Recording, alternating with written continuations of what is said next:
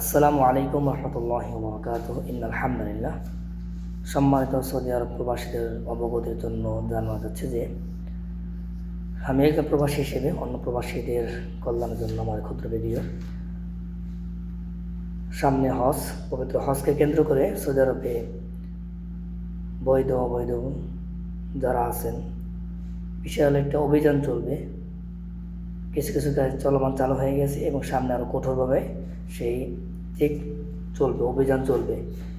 আর আরেকটা বিষয় জানেন, যারা মক্কাতে থাকেন বা সৌদি আরবে আছেন, হজ অবৈধভাবে হজ করা কিন্তু এটা কিন্তু বিশাল বড় অন্যায়। এদেশের অবৈধ বলতে এদেশের নিয়ম নীতি মেনেই আপনাকে হজে অংশগ্রহণ করতে হবে, ঠিক আছে? কেউ কোনোভাবেই তাসরি ছাড়া, গত বছর বিভিন্ন জায়গায় আরবিতে দেখছি লা হজ বিলা তাসরিহ, তাসরিহ ছাড়া কোনো হজ নাই, ঠিক আছে? তাদের তাসরিহ থাকবে না, কেউ হজ করতে পারবেন না। কেউ এদেশের আইন সীমা লঙ্ঘন করে হজ করার চেষ্টা করবেন না। আর আরেকটা হচ্ছিল, আইনের প্রতি সকলে শ্রদ্ধাশীলভাবে কাজ করবেন। আল্লাহ পাক সকল প্রবাসীদেরকে ভালো রাখেন, সুস্থ রাখেন, সেই আশা এবং দোয়া রইল। আসসালামু আলাইকুম রহমতুল্লাহ।